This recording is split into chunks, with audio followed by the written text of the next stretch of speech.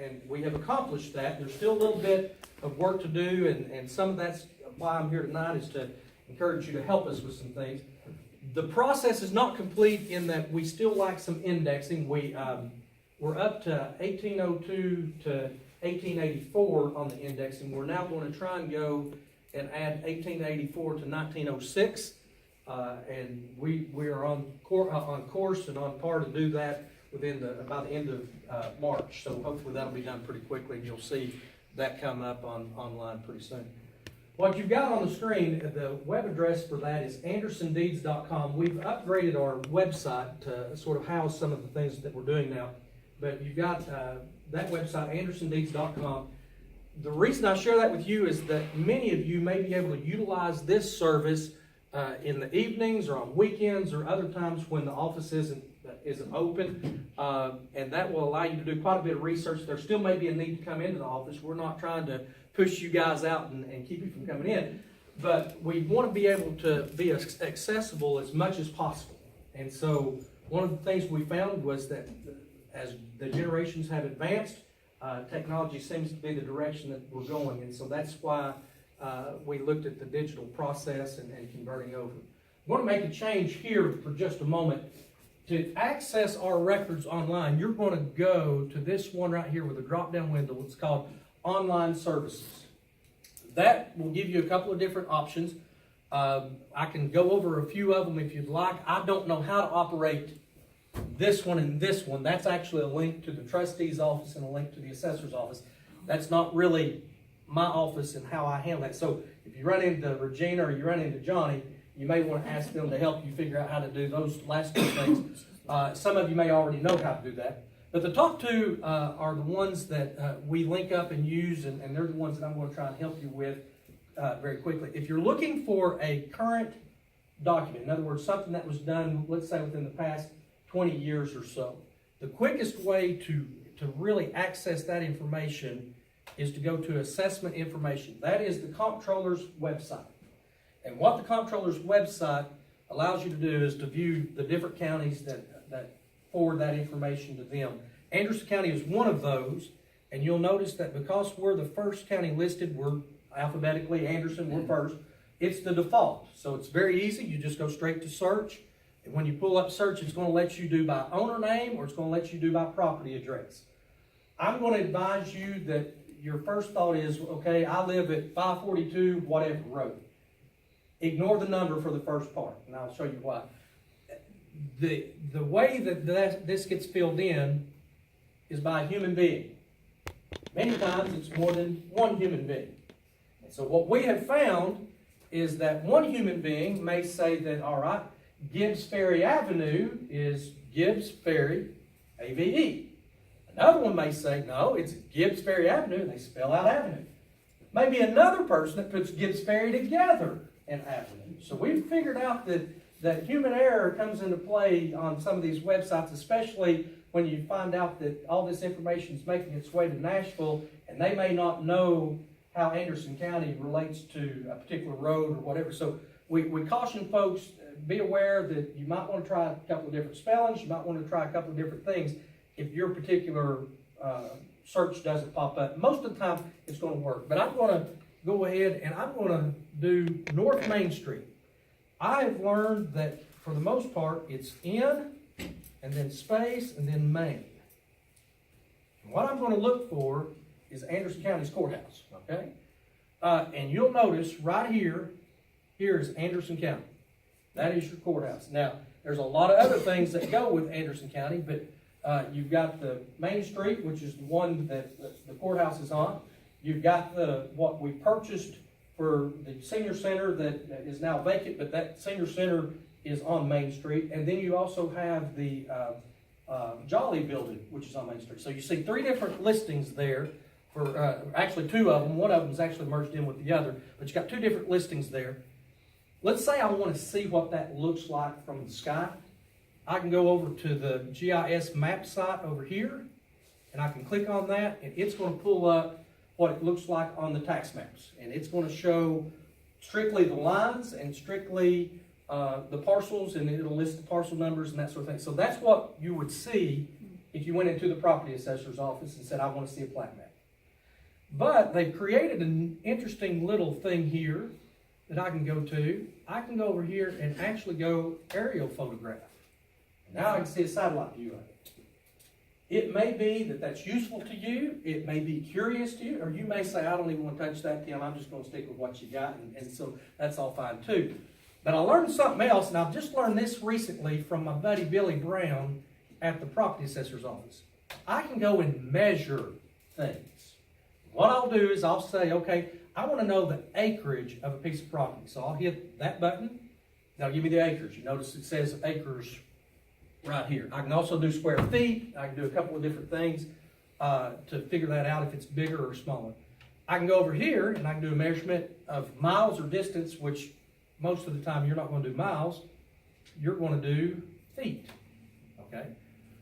I'm going to start there and then go anywhere you want me to go. But let's say I want to know what the distance is from this little line right here to the edge of the street or the pavement. So I'll come in here and I'll say, okay, the first thing I want to do is click on that line. And then I'm going to take a straight line over to the edge of the pavement and look right here.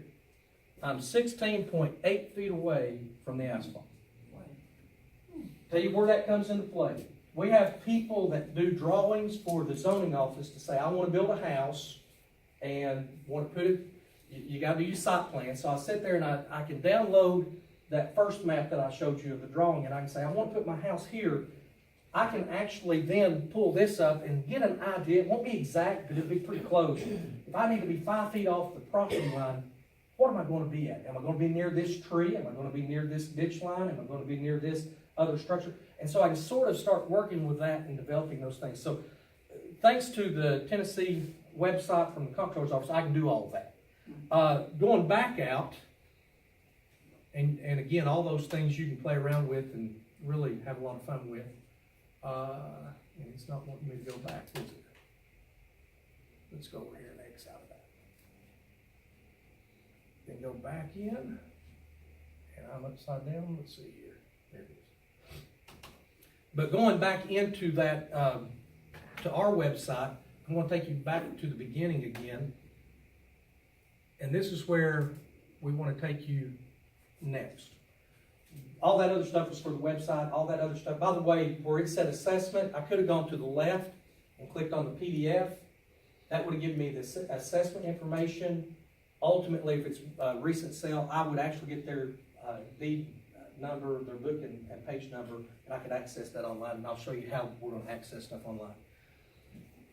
Going back under, I'm now going under document search, and I want to find something from 1802 to 1884 in the grantor index. Grantor, many of you already know, that's a person that conveys property or sells property. That's what I'm looking for. So I'm going to go over here.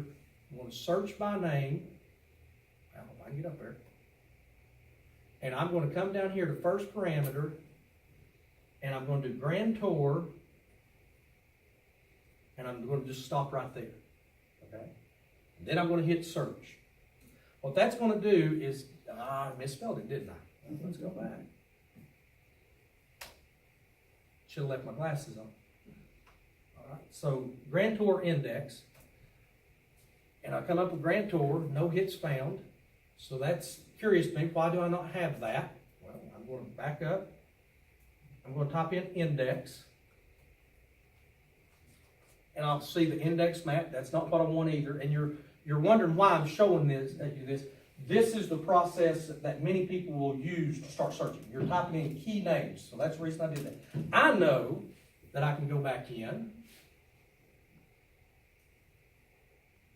and type 1802. Well, number one.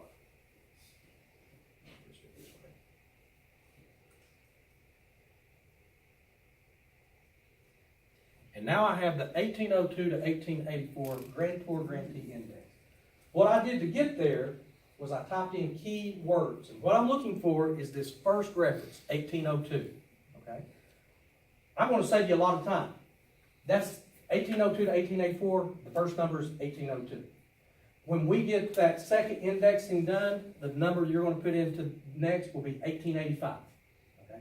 because it'll be 1885 to 1906. So the numbers you're going to be looking at are 1802. If you remember that one, that's when Anderson County was created. You'll be able to put in 1802. It'll automatically default you to 1802, 1884. That tells you the next number is 1885 to 1906. That tells you the numbers you're looking for. But I want to go in and I want to look at this 1802 to 1884 grantee index. We ran into a problem when we went to actually pulling them apart. The way that we had the microfilm, it wouldn't let us do that. So we had to divide by grantor or grantee index. So when I go over to the right, when I hit this TIFF image, what I'm going to pull up will be a book. Y'all ever, the old books that you pull up? I'm downloading a complete book when I hit that button. That book gives me alphabetically, and let me go down here and open. Well, what happened? I think you just saved it. I think I did too. Don't recommend you can do that, but it's sort of lengthy when it goes through that process. So now it's cooking. It's going to end up helping me get to its number. I'm going to view the downloads. See, it's still climbing, 3, 4, 5, 6, so on. It's a huge document. Okay, so be patient, let it build up, let it come in. When it finally builds up and gets all of it listing in there, then at that point, you're literally page to page to page scanning through to get where you want to go. There's some shortcuts here. And that is that I know... Just like your book, your index book in your office. Just right? like it'd be like flipping a page. You're flipping from image to image to image to image. That was the quickest way that we could get it out to folks to use. And so that's why we chose doing it that way. We are now going back, and since we now have it out there, you now can access it, you now can draw it forward. We're going back now, and now we're breaking that book apart. And here's what I mean by that. We're taking that book and saying, okay, page 1, who is that? So we're listing it was by this person, to that person. It's book A1, page 1. It goes through page 3. And so now what will happen is down the road, you'll be able to pull up that name. You won't have to go to this indexing. You'll be able to pull up that book and page. You won't have to read a whole book of A1 to get to page 283. It'll just go straight to page 283. That will be a long process. It may still be going on when I'm dead and gone. But that is the direction that we're trying to go. Remember that we're talking about going all the way back to 1802 and doing every single individual document the way that we're currently doing every single document now. It's easy for me to take a document over the counter and put it on record and index it as I'm going. That's easy to. It's the back stuff that takes so much time because we've gone literally 200 plus years not doing this. Yeah. And so we're having to catch up. So that's why it's taking so long. I know some of you were wondering why that was the case, but that's why. But right here's what you got.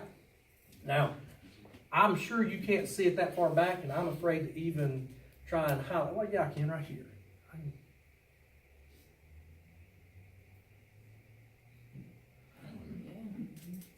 That's what you're going to see. And you'll notice that the first thing that comes up is the indexing for A's.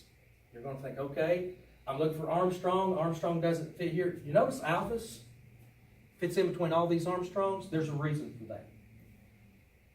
The oldest index was written and scribed out by your register in chronological order in an alphabetized indexing system, an OCOD indexing system.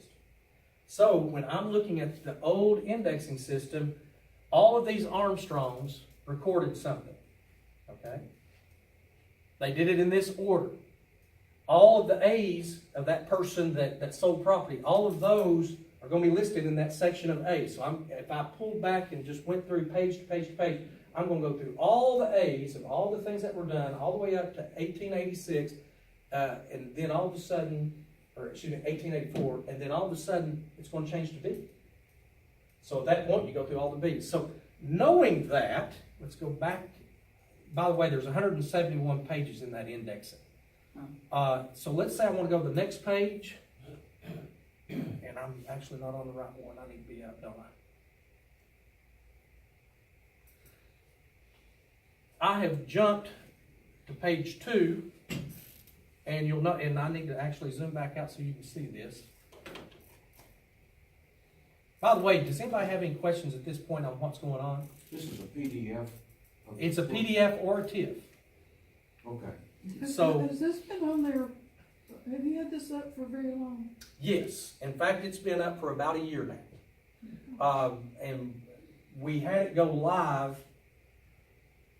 I think it was April was the day that we sent it live. We actually did a press release for it, and then the press release got sort of hidden, because if you remember, that was during the time there was an election. And what came up was, we had an ethics committee meeting, we had a HR meeting, we had all these other things that were politically motivated, and so the article that we printed about this hit back page, very back. So I ended up, to tell you what I did, I said, well, I'm campaigning, this is part of my campaign, so I ended up having to buy an article to put that a little closer to the front as a campaign way of doing it. But it's been literally in operation since April. Okay. And I share that with you to say this. We also know that there's going to be some faults and flaws with this. Because what we found was that, and I'm going to step on this side for just a moment. What we found was that on the pages, the book and page numbers that are over here, what is that? I'm going to leave it alone because I don't want that. But this right here, Yeah. that's I-1. Okay? I say it's I-1, it may be J-1. I really didn't look at it. But let's say it's I-1. That means page 69, 123, 198, 138, 238, 208. All of these numbers, when you see these little dash marks right here, that's saying it's all in that one book. Okay? So that's what that purpose is. And so now I know, okay, I want to go to book I-1, page 69, to find William Albright's deed to Mary Snodderly. Okay? So before I do that, any questions about the indexing side of things? Now, I have a question. sure, Is all this written on a piece of paper somewhere? glad you asked. Yes, and it's about to go on to this website. We're going to put in a block where you had online services. It's going to have right underneath it tutorial. And what that's going to say is, if you need these little notes of the very things that I'm telling you about now, it's going to be a step-by-step how to do that. And what we hope you'll do is when that gets up there, you'll take it, and first thing you do is print that page, that tutorial page, so that you can send it over to the side, and then as you do your search, you can constantly go back to that. Okay, if I did this step, if I did this step, I missed that step, I need to go back and do that. And so we're going to provide a tutorial that's printer friendly. Yes. But we gotta find it. Well, and that's Old people can't find it. Surely I made notes. And All you. unfortunately, if I can only get you there once you get to andersondeeds.com. But if you get to andersondeeds.com, you're going to see that word tutorial for online services. That's when you need to click that button and download it and print it.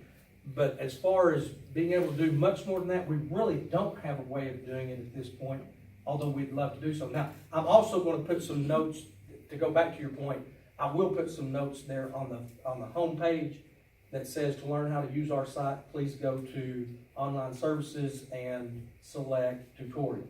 Additionally, and this is where you come in, if you see mistakes, if you see a document that's not clearly viewable, if you see something that is skewed and maybe a page is cut off, we need your help reporting that to the Register of Deeds office. We're using older microfilm, it's dated microfilm, and we know that there's going to be some pieces to that we have to fix, and so we're asking you to notify us of that. And we will not get offended when you say, hey Tim, book and page so-and-so isn't there, or book and page so-and-so didn't show up well. We've got a list already started that we're going to go back and start working on to clean those things up. Because what we want to do is get it accurate. We want you all to be able to view it. In the meantime, rather than you wasting a lot of time waiting for us to fix it here, we want you to call us so that we can get that to you. We can email it, we can fax it, we can mail it regular mail, however you need us to get it to you. We can do that and kick that out to you then, rather than you have to wait. But it helps us then know to go in and fix it and make it right. Good question though. Any other? Are these same deeds in your office in those big books? I mean, Yeah. like when I've been in there, I understand this works exactly like the index book in there, but It's the exact book. What you're Okay. looking here, they used to take literally a camera and they take a picture of every page and flip it. Again, going back to what I said before, unfortunately, the people that they hired to do that sometimes were not, they were ethically challenged on their work ethic, let's say it that way. They flip through, take one and flip it and never view what they actually took. And so sometimes it just messed up. They cut off a half of a page or whatever. That's what we're having to go back and fix, and so that's where we're asking for your help. But yeah, it's exactly what you would be looking at in my office, and that was the purpose, was to give you what you would get when you come in. The other aspect of this, I'm glad you said that. My office, because it's a records custodian office, I have 3 responsibilities. The first one is to put to record and to record. That obviously makes sense, right? You gotta have it on record and do those things, and that's part of my job. The other is to preserve. If you come into my office today, you'll see that we are, the oldest books we've got are in the newest binders. And you go, that's weird. Why would you have it? Well, we're going back and we're taking all the oldest books that we have, and for the first 2 entire volumes, A1 through Z1 and A2 through Z2, we are reconditioning, refurbishing, putting in encapsulated sleeves, and then ultimately rebinding. We shared with Commission the cost price to that. It's $90,000 to do all of those books.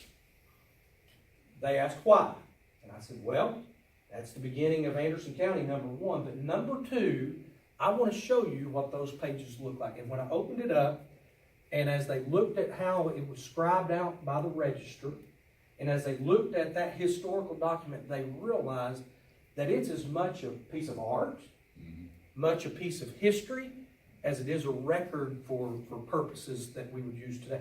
It has value to Anderson County. And then I showed them, of course, and I've shared it with you all, book A1, I think it's page 27 or 28, around that area, the deed from Andrew Jackson to whoever, and I don't even know who it's to, but it was from Andrew Jackson.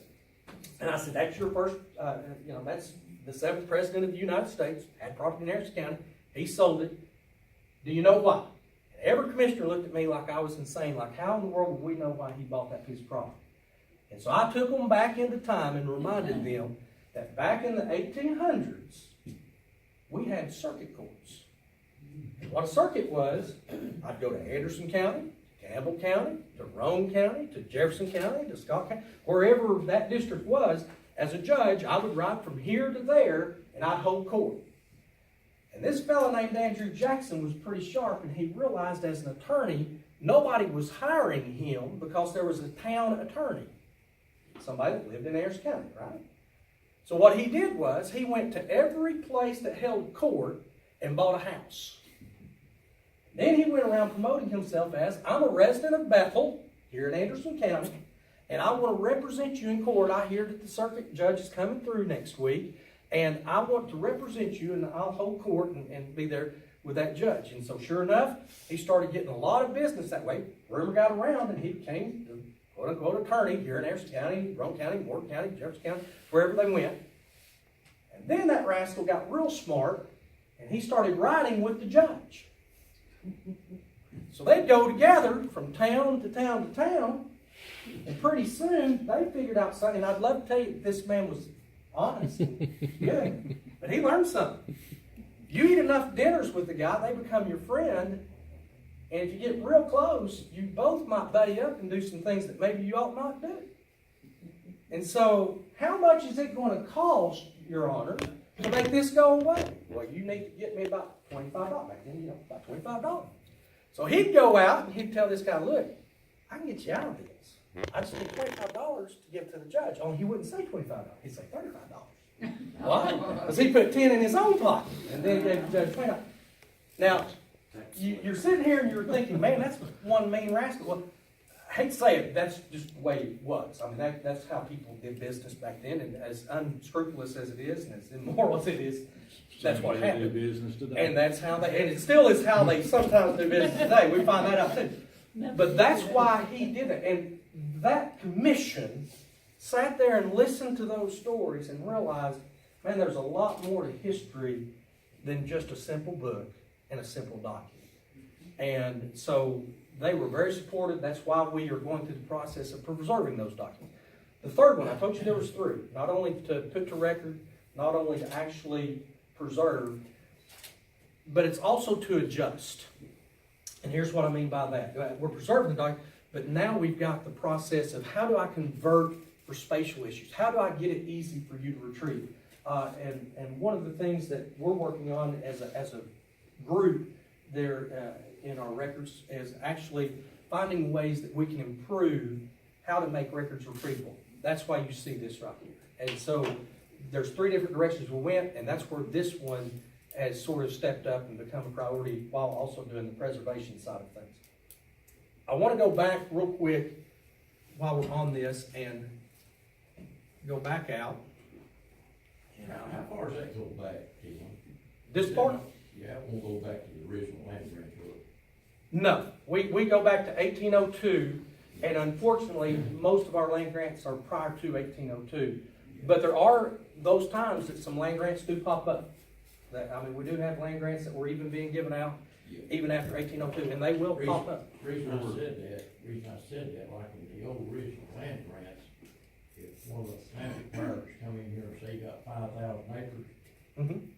and for some reason he owed a debt to Tim Shelton for $250, then what they would do is take him to some sort of court.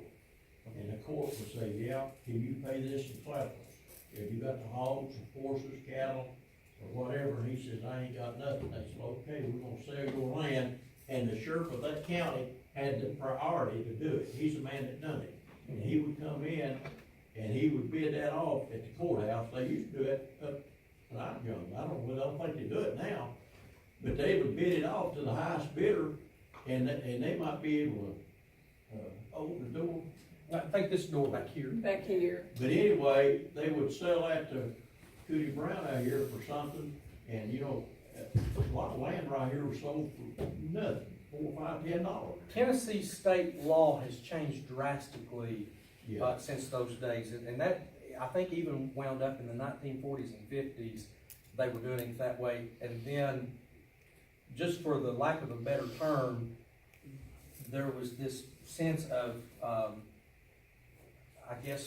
patriotism towards individual pride, meaning you have individual rights. Are we giving you due process? And the thought was that if the sheriff goes up and sells the land to pay a bill, that's not due process. Is that fair? And so they took it away from the sheriffs and put it in the hands of judges and courts. And just, you're just gonna love me for this. And out of a means of self-consciousness, they tied it directly to their retirement, the judge's retirement. So now, instead of getting paid because you're guilty or innocent, the judge builds his retirement because you just filed a case at all. Yeah. So, very convenient that they took it away from the sheriffs because it was somewhat corrupt, but they put it under courts and all that. But at the same time that they did that, they said, by the way, anytime they file something, that goes into your retirement. And so, and not just his, I'm talking statewide. And so, it still has that sense about it that it doesn't seem fair to a lot of people. But that's, again, it goes back to state law. State law changed. You now, in order to, if I loan you money, you don't pay it, but I've got a valid lien against you, I can take it to court. I can get what's called a judgment. I can then pursue it further and require that the judge sell it through an order. And then if it's sold, I'm then entitled to collect up to what I'm owed. But if the bid goes exceeding that, it has to be paid back to the original owner of the property. So let's say I owed you $10,000. My property sold for $30,000. After you take out the fees and all the stuff that go with it, and I pay you the $10,000, that other $15,000 to $20,000 would come to me because I own the property and you forced to sell, but you don't get to take all the money. You have to give me back my portion. And so it used to be that how it was. If they sold it, whatever it sold for was what you got. So if it was more than what you needed, you got more than what you needed. In that index, and you've got the columns over there that tell you what book and page to go to. Is that by any means linked to where you could click on that, or do you have to flip through pages? To get No, and that's strictly because of what we were talking about doing at the book system and conversion. But remember, I said we're going back now and we're getting ready to pull those out apart and do those things. What's going to happen as we go forward, and I'll just show this to you. let's say, It'll go to a database more than I'm gonna just pull up my name, and I have a bond with Anderson County, so I'll pull that up. Tim, and then I'm gonna execute that search. All right, depending on what bank I was at whenever, that's how they listed me. But under Timothy W. Shelton, I know that there's a bond here, it's right here at the top, okay? If I click TIF, it's going directly to my bond. So it's no longer having to chase books and pages.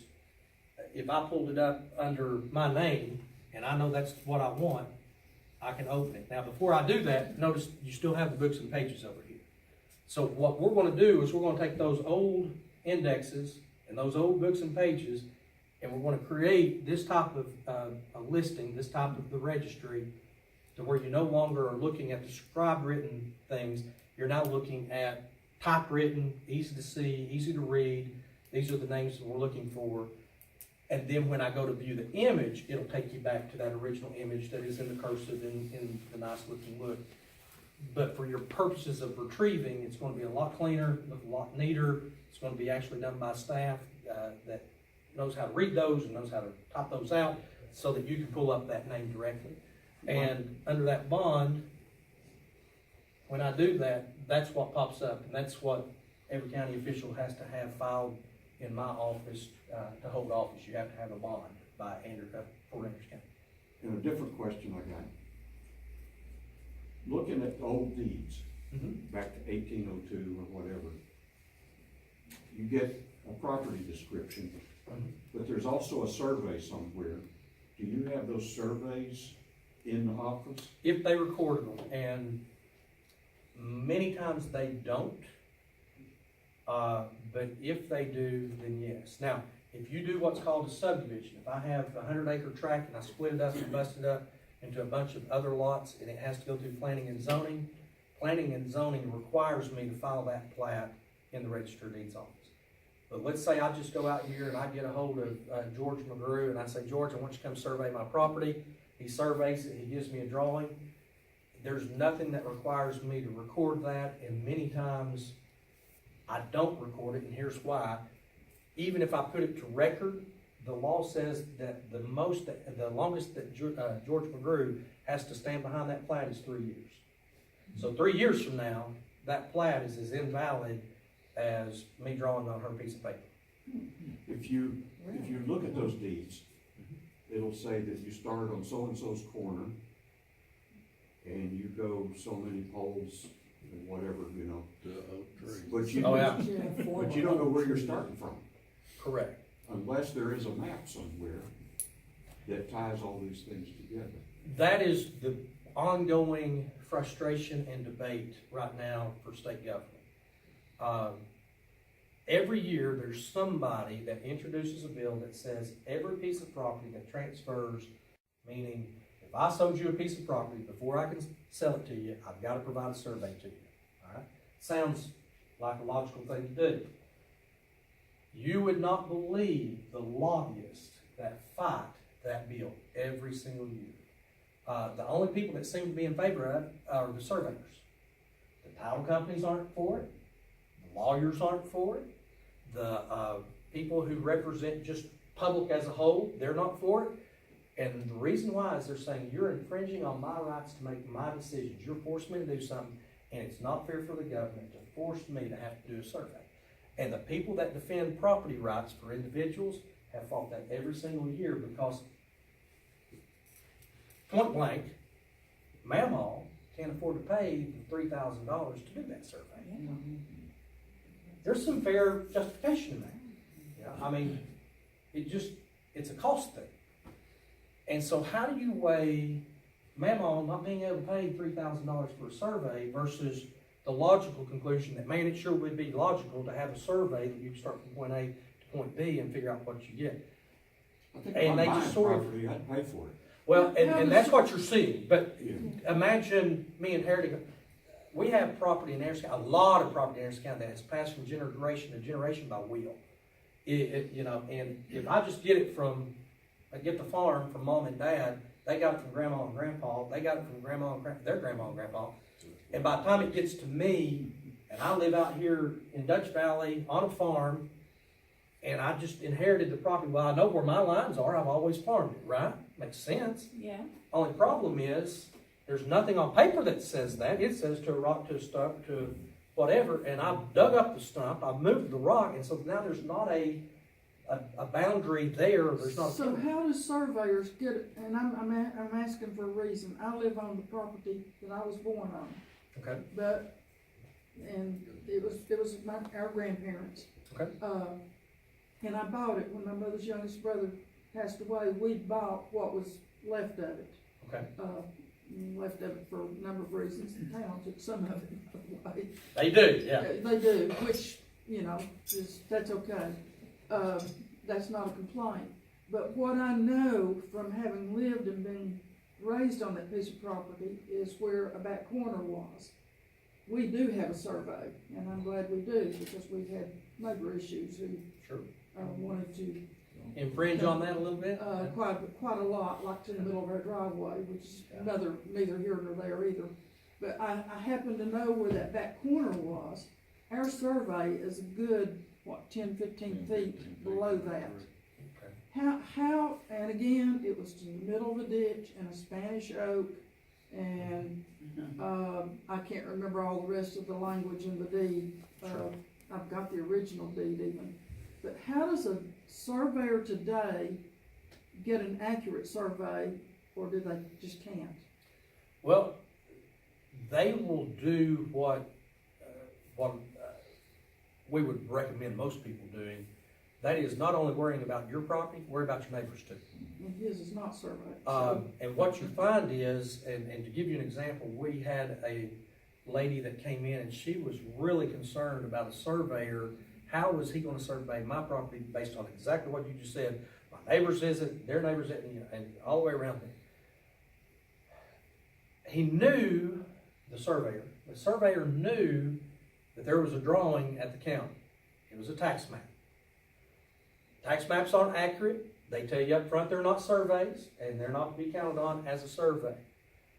But if that's all you've got, then that's where you start. And so what they would come up with is they would go 6 or 7 parcels out, and they would start trying to survey all the way through. And every time that he does that, guess what just went up? The cost of your survey. And you keep doing that, you keep doing, and finally he comes up, or she comes up, whoever the surveyor is, comes up with a drawing that they say, to the best of my ability, this is what I swear we got, and this is the records we based it on. And so you'll look on that map, on that survey, and that surveyor will have printed out, this is what I based it on. This deed reference, this deed reference, this deed reference. So there's an actual physical deed that says, that's what I went and saw, that's what I looked at. There's other notes that are tied to that, but at the end of the day, he may have just really drawn it roughly from what that tax map says, all right? Once he puts that signature on it, that's what it is. And what happens is, he then goes out, based on what he figures out to be the best of his ability. What do you think he does? He sets a pin. And the moment he sets that pin, unless a judge says otherwise, that is the mark. Or your neighbor removes it. Well, and if that happens, we had a guy in Harris County do that, and he spent a lot of money in fines for that. They get him and dinged him pretty hard. We're talking about $15,000-$20,000 for moving one pin. He moved 2. It was $30,000. Stick with us, we paid $350 to have that line resurveyed. Yeah.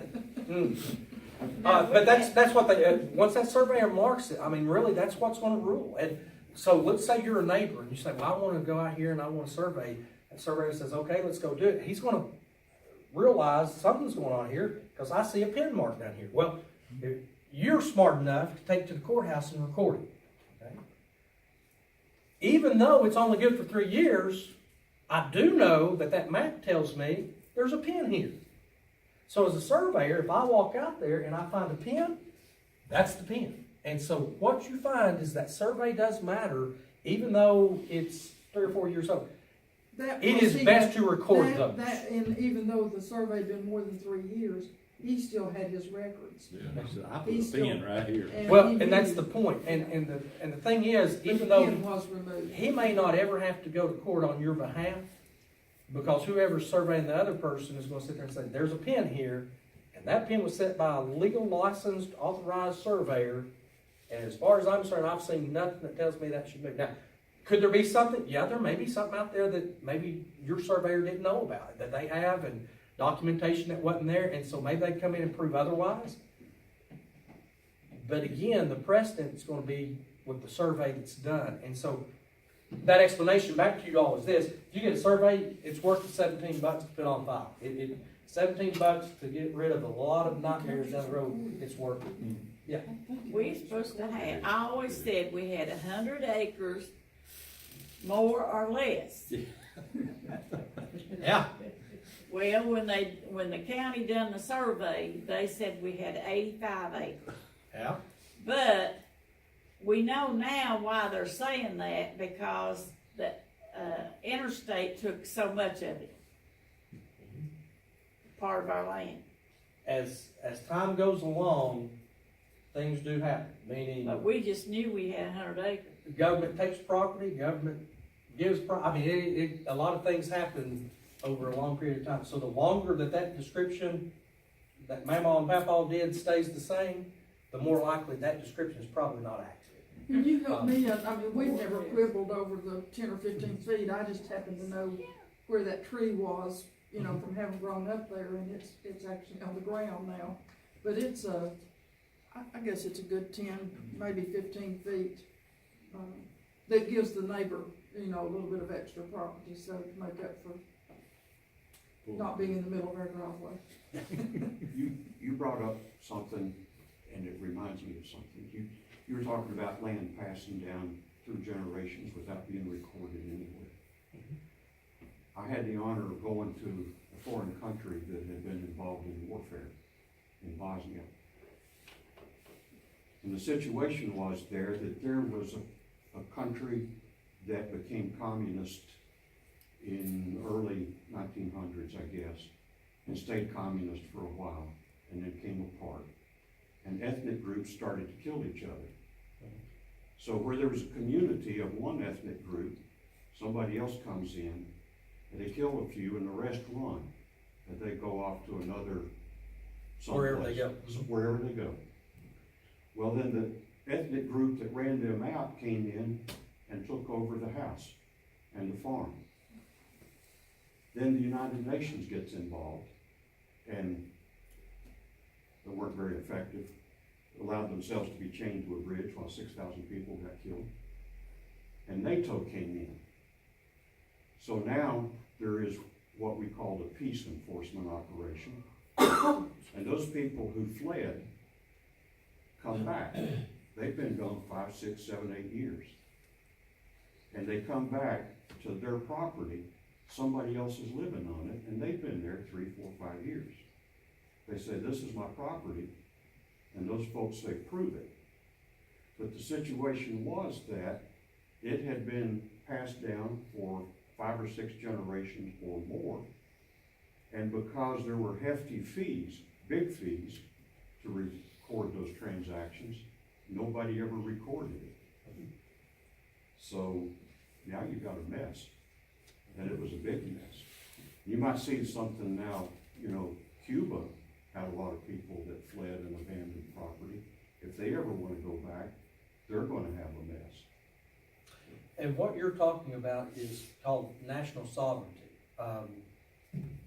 Basically, when those things occurred, the sovereignty of that community, and in particular, sovereignty of the nation where NATO came in, it busted up a lot of the rule of law that they had. And so whatever came after that became the rule of law. And I'll give you an example.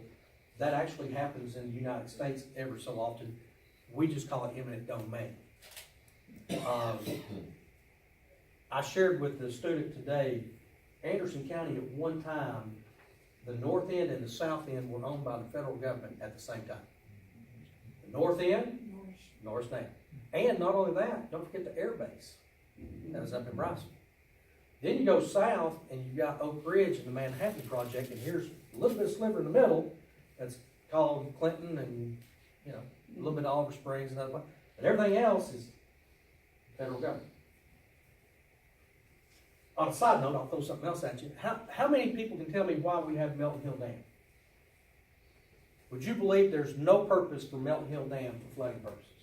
I heard one time when they were building it, that the government had always wanted to build it there because it was a perfect place to put it in. Well, yeah, no. It was there, it was made for moving boats up to Clinton, wasn't it? No. No, That's what they sold. that's what. It's they a said. lock, and it moves boats, and it's to help flooding in East Tennessee. And that's how they sold it to the public. Its only purpose, its number one purpose, was to provide power to Y-12 and K-25 to split gas. That was it. That was It it. took a lot of But it can't electricity. leak. It took tons of electricity. And do you know that it took a lot of water? And what they did was they dammed it up and shipped the water that they needed, and they shipped the power that they needed, and it all goes down there. But today, there is not an engineering reason to have Melton Hill Dam or But Melton Hill that Dam. was so many years after the war that they built that dam. Yes. So. But I was. That's I was- the dam they got now. there I was was a the cold, one There was before another that. one prior to that, and in fact, it's in a book that describes the Oak Ridge Reservation, and they went back in, since they had a dam, they might as well have a lake. And since they have a lake, they might as well add more power. And since they have that, they might as well control a lot of other things. But the locks and all of that was hidden under a mystery of being sold as Doing different what, the things. 60s? yeah, That's when that came Yeah. out. But remember what was going on in the 60s. We still had the Cold War. Yeah. And a lot of its purpose for what it was still My doing, mother even was in, working at Y-12 during the Cold War. even in the 60s, its purpose The Bay of was Pigs. really for all that was going on at K-25 and Y-12 and Yeah. X-10. That's its real purpose. And they are now declassifying those records to show that. And it's really interesting. There's just not a purpose for Well, it. you And know, surveyors and engineers will You say need to there's write weird these stuff. articles and send them to Stephanie. They- Tell you what, I'll give you the book and save a lot of time on that, because I'm probably not the best writer in the world. But they actually have some book, and in particular, if you go to Oak Ridge Library and even down towards the Department of Energy, some of the books that they've written, it is amazing what Anderson County has contributed and been a part of just in the worldwide idea of things. And even today, we're talking about supercomputers, we're talking about technology, we're talking about medicine. So, I mean, that corridor of technology going down there, it's amazing what's going on down there. the microfilms of the Clinton papers back in the 30s, back in the 20s. There was an article in there about plans to build a series of dams. Still don't know if the image And the is first, there. there were 3 dams that originally were planned. One was about where Melton Hill is, one was where Norris is, and the third one was gonna be farther upstream on the Clinch, which, that's the one that never was built. My understanding for the one in Norris was that it truly had a relationship to flooding. And if you recall, that was built long before Oak Ridge. You know, I mean, it was In built in the 36, 30s. I think, 36, yeah. 35. But its purpose wasn't necessarily to have a lake, and to be honest, it really wasn't much to have. They took advantage of the fact you could generate power off of it. They took advantage of the fact that it developed one of the deepest lakes and certainly one of the most prosperous lakes. But its real purpose was for flooding. That had a true value there. The one all the way down at Chickamauga Dam in Chattanooga, it again is one of those that was designed to prevent flooding and control flooding and create power and do those things. The dam that was above Norris, that was supposed to be above Norris, actually got moved because of a senator that wanted it on up further towards Tazewell. And I'm trying to think of the name of that dam up at Tazewell. Douglas, is it Douglas? It's on another river. That was- Yeah. This was 3 They years. moved the entire That was the system, or dam that that- entire dam to that area. Is Douglas at So that- Dandridge? Yeah. Yeah. They moved that dam to that area as a result of that senator, because they needed that senator's vote on some other things. And so the compromise was, we gave you 2, give us the other. And so, Tennessee politics, you know, that's what but that was federal politics. That was actually a senator out of the north part of state Tennessee. And I'm trying to think his name. Go ahead, I'm sorry. I'll think of it. This Well, is keep on. probably changing the subject, but why are we getting rid of the steam plant? That I don't know. Fossil fuel, fossil. It, Oh, really? it really is ancient, in power as of today. It doesn't even employ very many people anymore. I got a question. Uh-huh. When the federal government came into Oak Ridge, they took 57,000 acres, fenced it. Okay.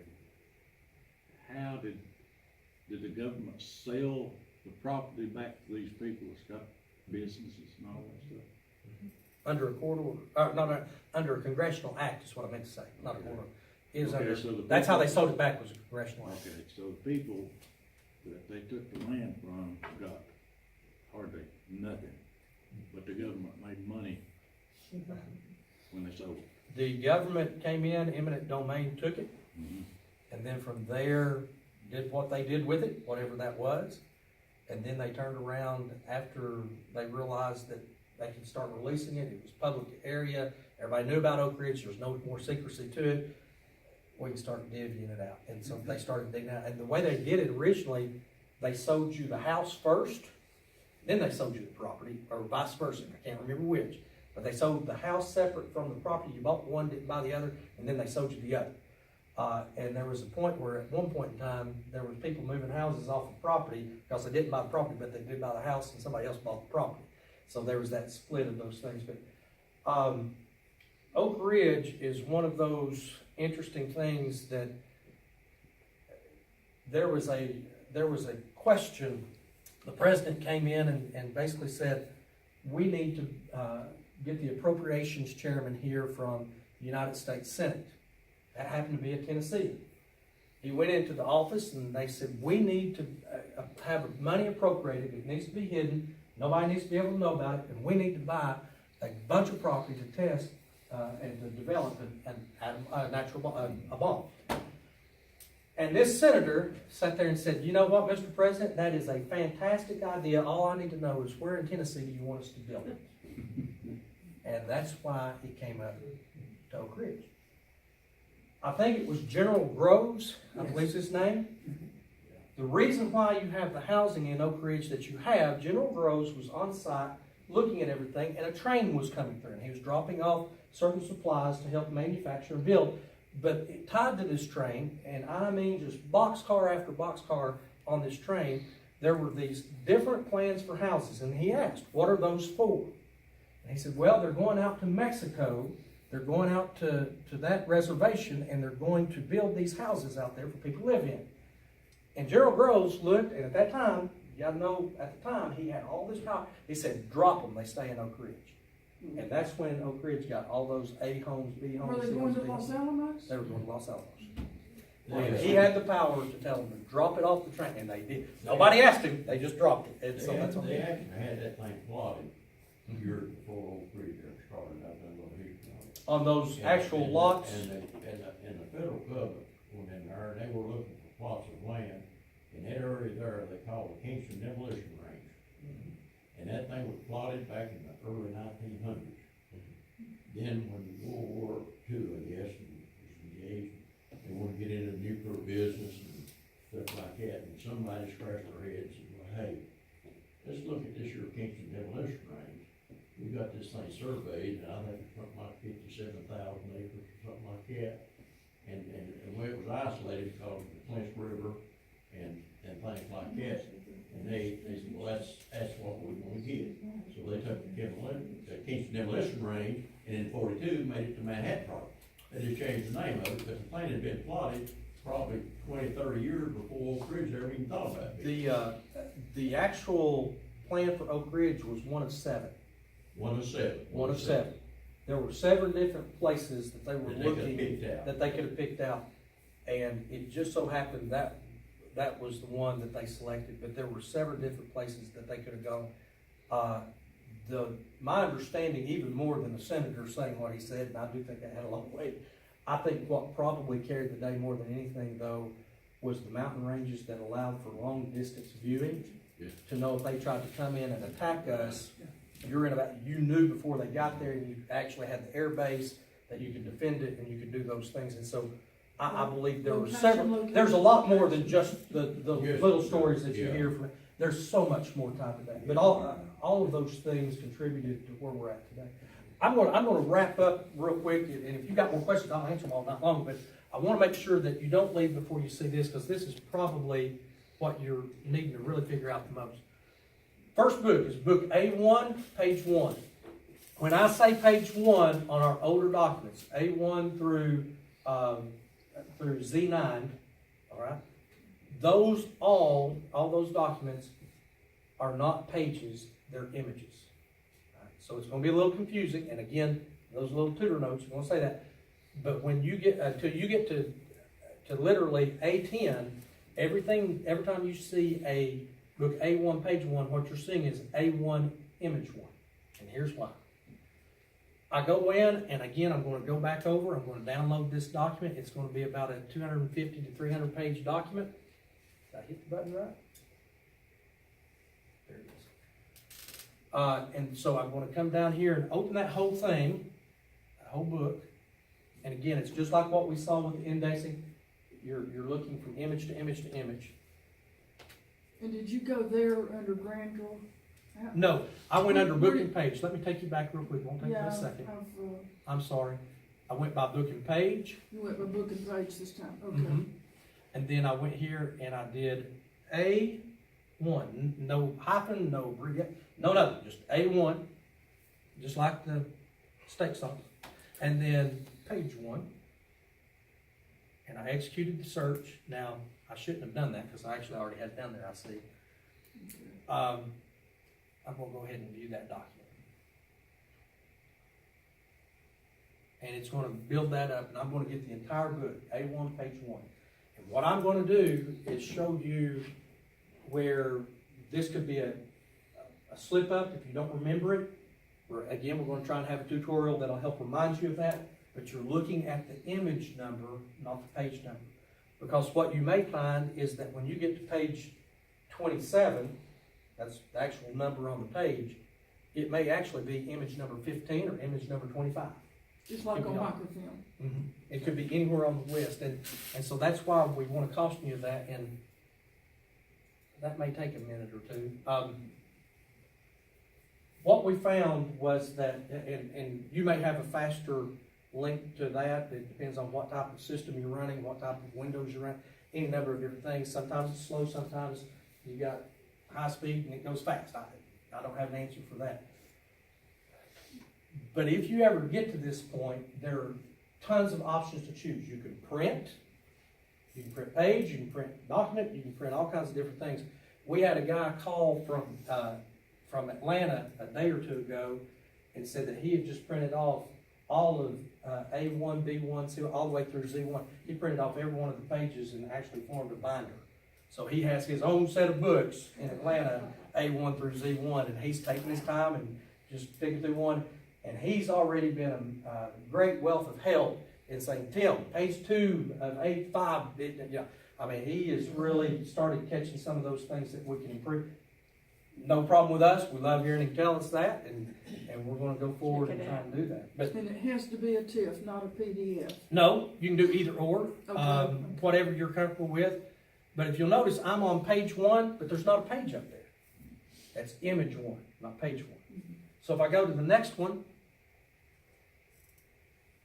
I'm already to page 3, but I'm only at image 2.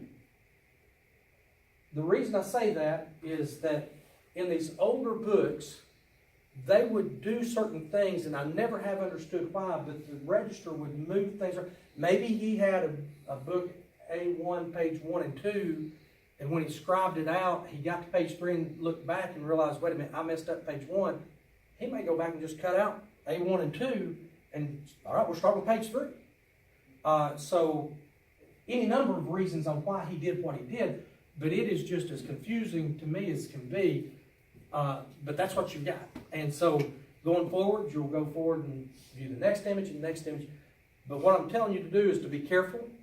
Don't look at this down here as your page number, even though it says that. At one point down the road, that'll be true. But right now, for those older records, we're going to go with the concept of It's an image as opposed to a page until we get to book A10. Okay? Now, that I really wanted to make sure you saw that so that you didn't miss that. That was important. I want you to also know that every one of these books, we're not getting rid of them. And remember, I went back to preservation. We're putting them in encapsulated sleep. We're taking care of. If you just get to where, Tim, I can't really read it, and I don't have time to call you, I'm just going to come down there and look at it. We're going to walk you back there and show you where they are. Many of you already know. You're just going to pull that book out and just enjoy yourself reading it. We will ask that if you ever go to make a copy of the older documents, that you let us know. And that's not because we don't trust you. It's just because that book happens to have, all these books, not just book A1, all these books happen to have a real difficult slide on it, and it's on purpose. We wanted it to be difficult to open, so that it didn't just open on its own.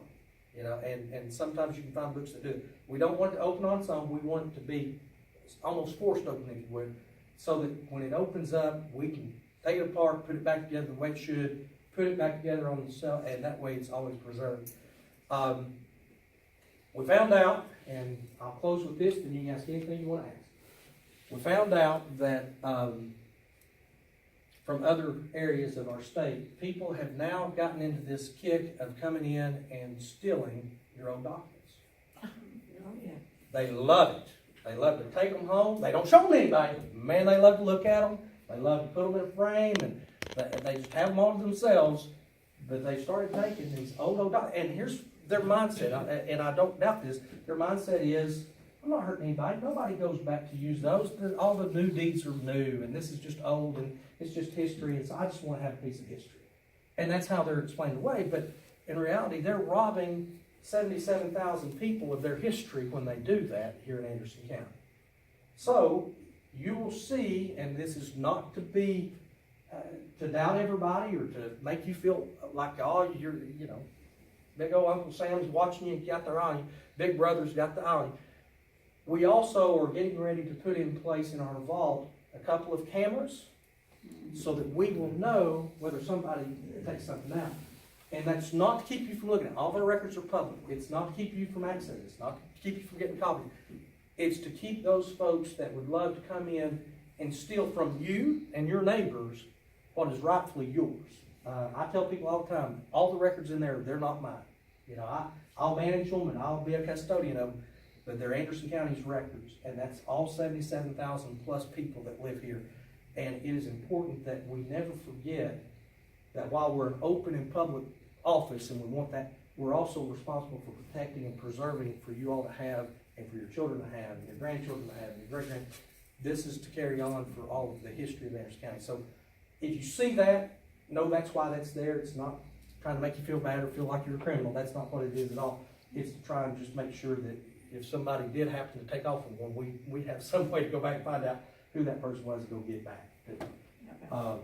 It's sad that we live in those times. I shared with somebody the other day that literally I was born in 1968, and even in my lifetime, all the way up through my high school years, we never locked doors. Neighbors knew neighbors. All the stuff was good. My kids have never lived in that era.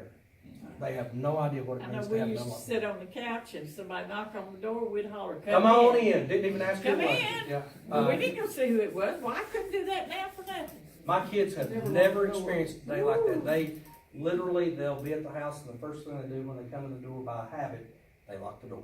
And that just is weird to me, but it's necessary. And so that's why you're going to see a lot of that. And unfortunate that our times are that way. By the way, let me ask you all a question.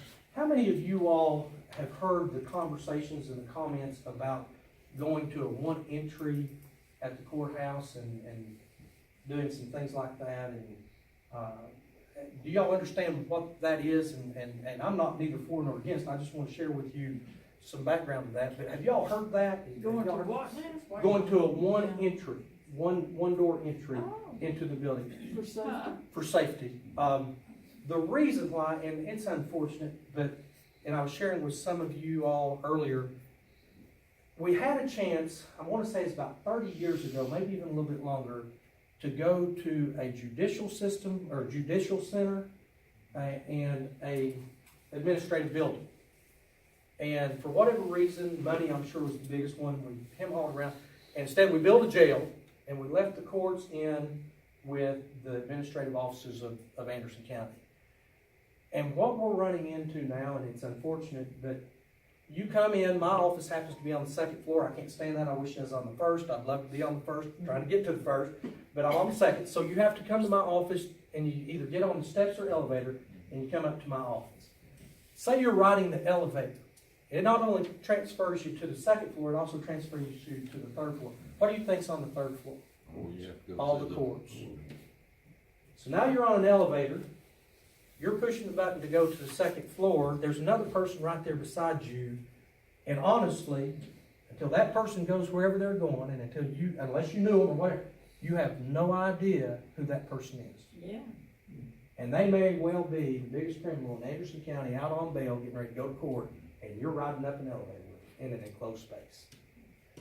That concerns me for a lot of reasons. And I go back to what I thought way back when we had the chance, that division should have took place. There should have been an administrative where you can come pay your taxes and you can pay your car tax, you can get married, you can do all those things. There's that administrative building. And that criminal element, those folks that may be going for crimes that you don't even want to know that they did, should have been segregated out from you. Again, it goes back to money. I don't know. Originally a courthouse. Should have been a courthouse and administrative building, or it should have been what we think of as tags and license and all that, with a judicial center that handled those. But I'm going to share the other side of that. I wished I could say that tomorrow that could take place, but I have no idea what it would cost to build either one of those today. I'm afraid that we might have missed that window. And so I think part of what you're hearing about this one entry system is a part of that. We can blame people. We can go back and look at who was at fault, and we can do that all day long. That doesn't fix our problem. The question is, what do we do going forward? And that is a hard thing to juggle. I would recommend your input. Share your input. Because commissioners really need to hear what you have to say. They want to hear what you have. They don't have a system that they're just diehard willing to do. They just know that there's a lot of options, and they're just trying to juggle on what to do. They're trying to juggle the money side of it. They're trying to juggle the safety side. And so hearing from you guys will help them do that. And I only share that because of me having to mention about the fact that we're already having to look at putting up some kind of security just to protect records. Yes? With the same guy you met in the elevator, you met in the parking lot. You could. Not now the same next car next to you. So. And absolutely that is true. And that's the problem of a free society. Right. But yet that's also the blessing of a free society. Even smaller counties and more rural counties have the metal where you walk through and, you walk through. Yeah, I've gone I back wanna to the say the car metal many times detector. with my pocket knife. And by the way, I'll let you know this too, as a free service to you guys. Y'all ever bring a pocket knife or something in and they're questioning about, just come back down to my office and leave it. We don't expect you to, they just don't want them in the courtroom. I'll hold it, we'll put it in my desk drawer. We've held all kinds of stuff for people. It's not about to inconvenience you, and if we can help that, that's fine. But here's and I'm going to, man, I said I'm going to close 3 or 4 times. The reality is the time that you're going to see the opportunities for the most violence in a courthouse is if all of a sudden I walk in and me and my wife are getting a divorce and I'm standing in front of the judge and that judge looks at me and says, Tim, for the next 10 years until your kids get to be 18, you get to see them 2 days out of the week. And I'm furious. Yeah. I'm having to pay and I don't get to see my kids. It don't matter if it's valid or not. I'm an adult. I'm mad. I'm angry. Paying money. Lost my kids. And I think, oh, you know what? Well, imagine if I had a gun at that moment. That's bad enough. But now imagine, all right, I'm down on the elevator and I thought about it all the way down. I rode it by myself down to the floor, on the first floor, and all I thought about is this judge just took my kids away. And I walk out and I'm walking my car, and all of a sudden I open the door of my car and I realize I got a pistol right there in my glove box. I pick it up and I go back to the courthouse. That is where you will find the most likely opportunity for somebody in Anderson County to actually do something. It's not gonna be the other events that you see nationwide. Now, you might, I ain't gonna say it's impossible. You used but to get that's- phone calls too. People got a bomb in. Oh, yeah, we used to get those. It's amazing what caller ID does to stop that stuff. But, I mean, in all honesty, that is your biggest issue, would be the domestic stuff. And so that's what we have to watch. The other would be, obviously, we fire an employee, it's a disgruntled employee, you see those. But typically, it's not the other stuff. Now, I'm not gonna say it won't be, because, I mean, it could obviously be tomorrow, but that's not typically what you have to pay attention to.